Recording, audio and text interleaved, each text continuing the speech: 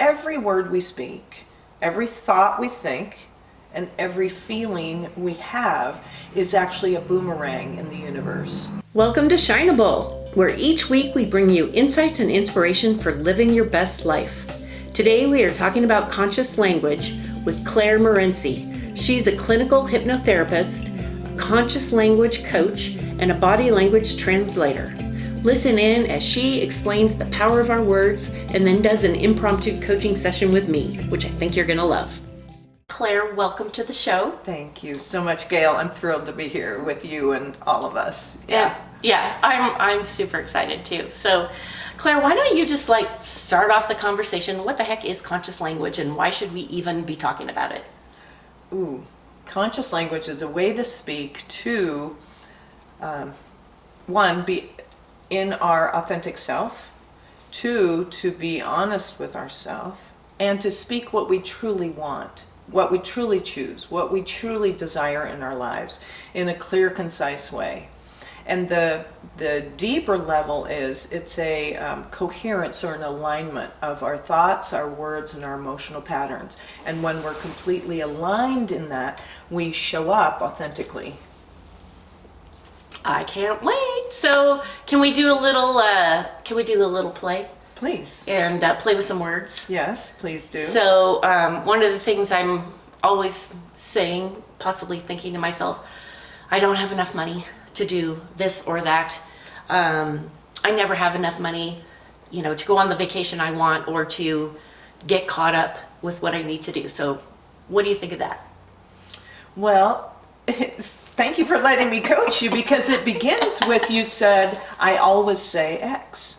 And then you went into the want enough money. So with conscious language, it's so fun to slow down, because when we begin to listen to our language patterns, we see why our life frequency goes out in a certain way and then brings us back maybe what we don't choose to have in our lives.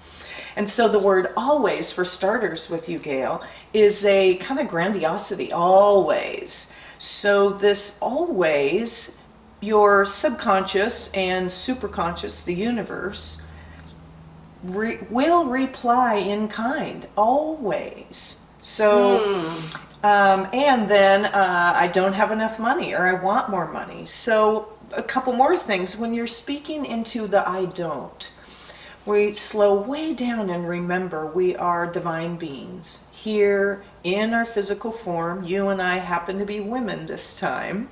And so when we speak of what is not, I don't have, versus what is. So as light beings, as God beings, as creators, co-creators right now in this moment, we speak into what is.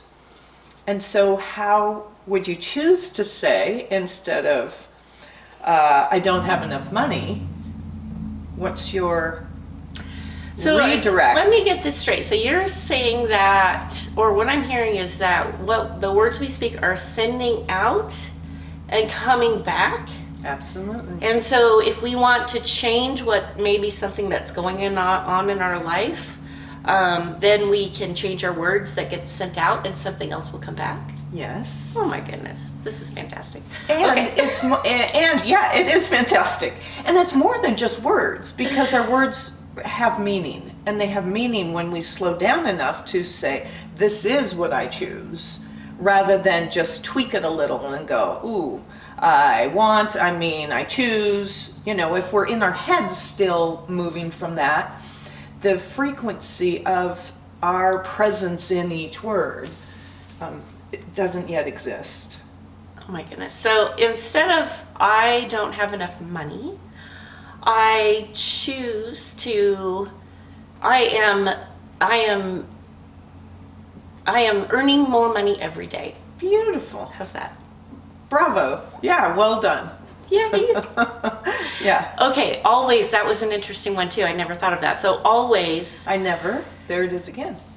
Oh, it's like, I don't even know. It's just coming out. I don't even know. Okay.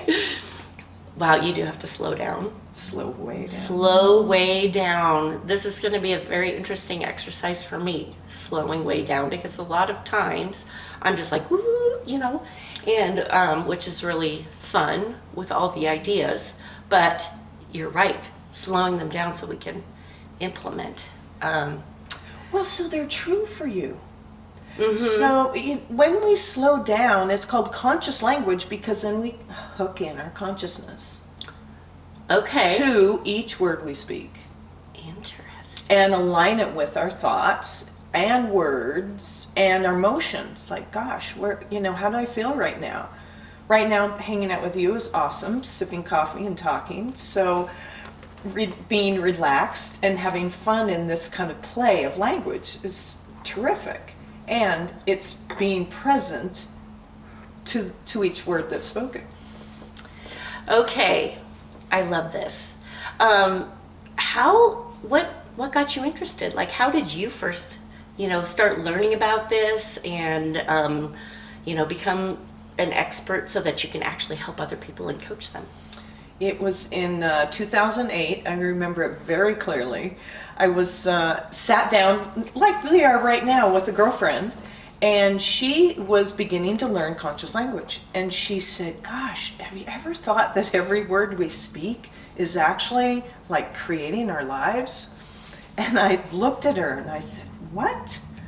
And she began to tell me more and tell me more. And I realized then immediately how my language was so off track from what I was choosing in life. I mean, my hands are this far apart, meaning really miles apart.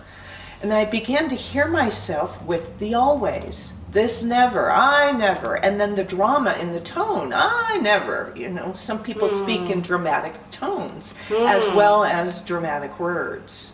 So if we're in the always, never, or drama tone happening to me again, these all are frequencies we cast out. And then if we're complaining, what comes back? More problems. So we can continue to complain about our life, our mate, our world, our business, our whatever. Yeah, so complaining. I totally can see how complaining, if you think about, the words you say coming back to you, complaining is just going to amplify whatever you're complaining about, right? Exactly. Well, I'd love to simplify it and say every word we speak, every thought we think, and every feeling we have is actually a boomerang in the universe. Because our conscious mind is such a small part of who we are. Our subconscious mind, which is in our heart and soul, and can go super conscious into the whole universe, is a truer place of who we are and a truer place to reside naturally. Okay. What about, what are some other things that people wouldn't necessarily think about that can affect? Sarcasm, something like that? Sarcasm is a biggie. Yeah? Yeah. Because when you look at the root word, sarc, from sarcasm, it actually means to tear flesh. So when we're sarcastic about a person, a thing, a situation, if we slow down and feel our intentions, it's a jab. It really... You're right. It is a jab. And then I'm just kidding. I'm just kidding. Exactly. But then really? It's wrapped in the Just kidding? package of humor, which is so terrible for us, the speaker, once we realize it, but for the receiver. Sarcasm hurts. It hurts a lot. And culturally, it's been accepted, and it's really very hurtful. And now that we know, we can all upgrade our sarcasm into what is funny. I mean, there's enough humor in life to laugh a lot. And laughing is great. And laughing is laughing. Essential. Yeah, because it lifts our energy. You know, we get into humor and laughter and enthusiasm and excitement, and all of those have higher frequencies than sarcasm. Sarcasm is on the other spectrum. Okay, really, really interesting. really interesting to think about. And so much of it seems, is just ingrained in our society and our culture. We wouldn't even know necessarily. And so how fascinating to start really becoming conscious of it, thinking about it. Exactly. And that's part of the conditioning. So if we go way back in time, or in the beginning of humanity, we came here potentially as pure beings, pure souls to love and live and appreciate the beauty life and the earth has. So going back to the story, falling from grace, eating from the fruit of the tree of truth, of knowledge. Looking at that as fact, as however you choose, or as metaphor, however you choose, both apply to the confusion that shows up. So all of a sudden we're confused. We have this extra knowledge, conditioning, that we then go into shame and blame and judgment. And we self-judge first. What did I just do? Right? And then we judge each other. So this is all judgment, right, wrong, shame, blame, guilt. It's all part of that first ball of wax. So then fast forward to today, when we begin to slow down and clean up our language, purify our own language by thinking, by feeling, by really speaking from our heart, by really being present, then our words are pure. We go back to the purity of who we are, and the conditioning falls away. We consciously let go of that conditioning. We accept where we were a moment ago, oops, and cancel, clear, and all those things, because we still live in our culture where a lot of nuanced words exist, and we still have habitual patterns that show up in our lives. So becoming conscious, slowing down, speaking what's true, we shineable, more in our purity, in our grace, in our beauty. And then that gives everyone around us the opportunity to do the same, and to love and smile more, and to laugh more and play more, and be in our enthusiasm. So enthusiasm's a really cool word. It is. Enthusiasm. I love enthusiasm. Tell me more. Yeah, enthusiasm comes from the word entheos, which is in God, with God. Okay. So when we are enthusiastic, and in our enthusiasm, we are in union with God. It's purity. It's pure divine, pure love, God, love, truth. Oh, you're getting emotional. Good. Well, it's something, I guess you don't think about it, but you brought up the whole judging and the whole blaming, which in my own life, I know I've done. I will look back, I should have done this, I should have done that, I should have done this. And, even through my yoga practice, that's something we work on. It's like, how can we, moving forward, look at things we've done in the past, and with grace and with love and, with forgiveness. And so moving forward, because it's all part of our journey. Absolutely, yes. So that's fantastic. Mm-hmm. The shoulda, coulda, woulda, I know, is something that a lot of people struggle with. Shame, blame. Shame and blame.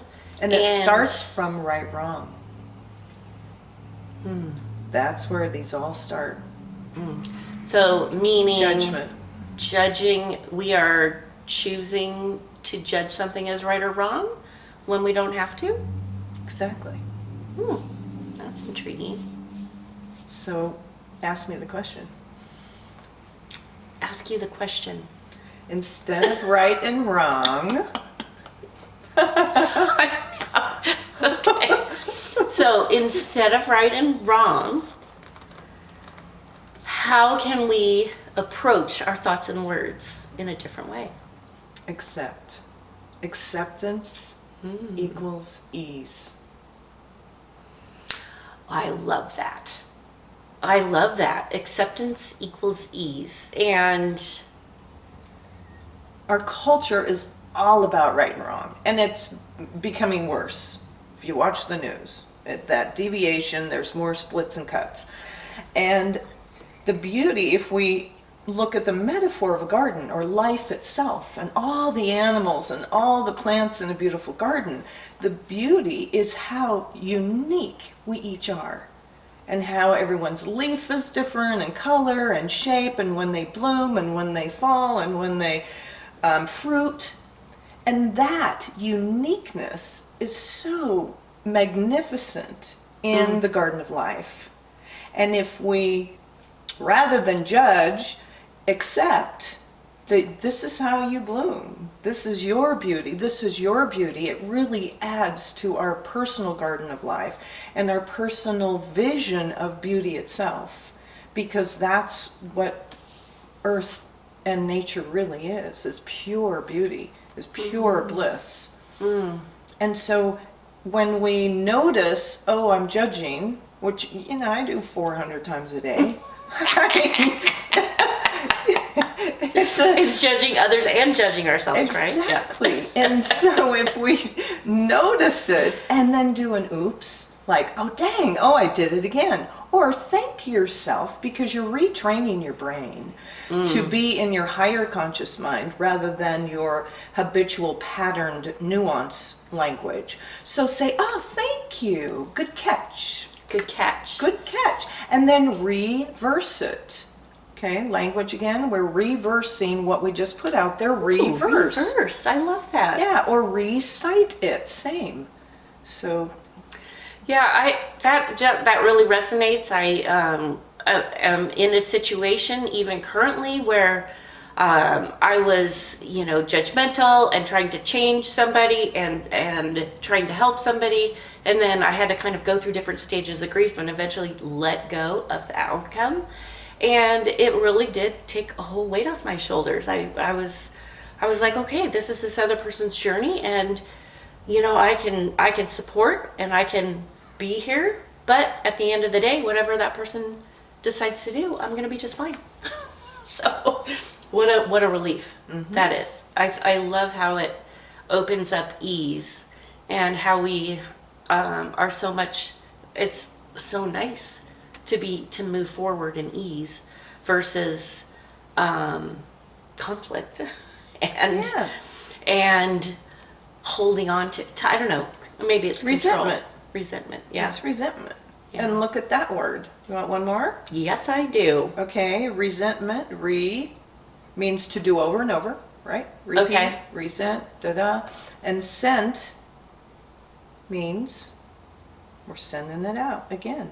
So resentment, resending, that's all it is. And now we know when we speak, we're sending out a frequency. It's a boomerang frequency, a boomerang word that comes back to us. And what? Amplifies. Amplifies. We get to resent more. And that's why resentment or, blame, all those things that we do quote on to other people, or we think we're really not. We think we're punishing someone else, and it is truly ourselves. Okay, interesting. It is only ourselves. And yes, they may feel some hurt and pain and sadness from things we say or do, which is terrible. And when we realize we have resentment, it's in us first. It's alive in us first. So doing our personal work to shift that is where it begins. And because we make the shift, the frequency goes out to that other person, whether they know it or not, and they have one too. Sometimes it's super significant in the next phone call, the next time you see them, and sometimes it's really subtle. Wow. That's incredible. Incredible. Are you going to stop me there? You know that one now. Incredible. We previously had a conversation, and I learned about incredible, which is a word that is very common that I use a lot. And I'm thinking it's something amazing. But Claire described to me how the in at the beginning of that word with credible really means it's not possible. It's not credible. And so it's interesting how the words that we are so accustomed to using can sometimes not even be saying what we think we're saying. So, Oh, it totally is. And that's Yeah. part of the conditioning that's happened culturally, politically, education, family, all of that. That the intentional or unintentional has dimmed our light, has dimmed our beauty, has dimmed our magnificence as beings on the planet. So with this awakening, with this age of Aquarius, all these things that are happening in the world right now, we are returning to, and it's really a remembering, that's why it's called awakening, because we're awakening to our own personal truth, is happening right now, and pure speech is a huge component of it. and pure speech, and so thoughts and speech are so related. Okay, I like it. What is a thought? It's a word or a vision a word or a vision? put into, and therefore it's already the beginning of its manifestation. So we are creators creating every moment. When we realize who we are and the magnificence that we are, slowing down our speech to ensure we create something really fantastic for ourselves, our loved ones, our friends, our family, our world right now, is really significant to be aware of and to do consciously. And then we move into the excitement, fun, joy, laughter, enthusiasm.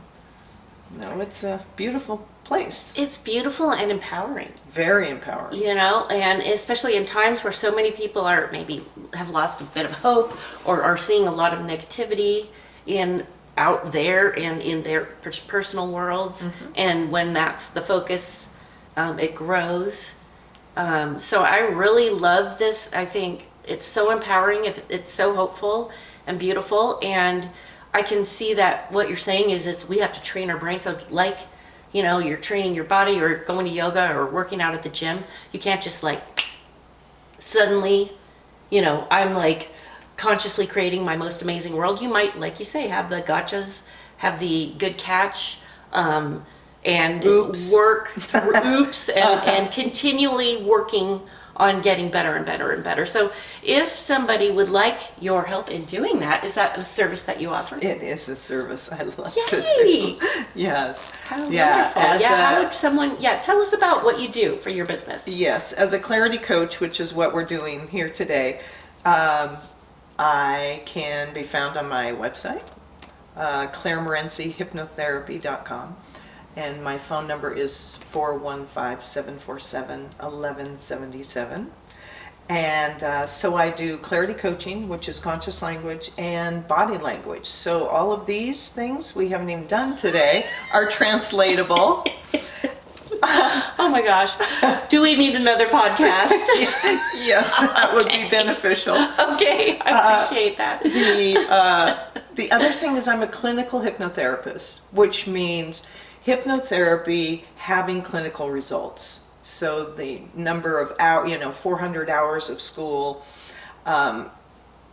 really give me a beautiful foundation to help people with simple things, with big things. So that means with nightmares, IBS, stop smoking, many of the isms, overeating, some people have tics in their life, relationship issues they may or may not be aware of, has to do with their language and or a past life. So past life regression therapy is a big one, that because we can, if we learn what has happened to us in a past life or in there's natal therapy, we can bring that forward in a way that benefits us or helps us better understand who we are and why we're here and who we're with. Because many of the people that we had in past lives, especially kind of tribal things, we're back together now in this awakening period for a reason.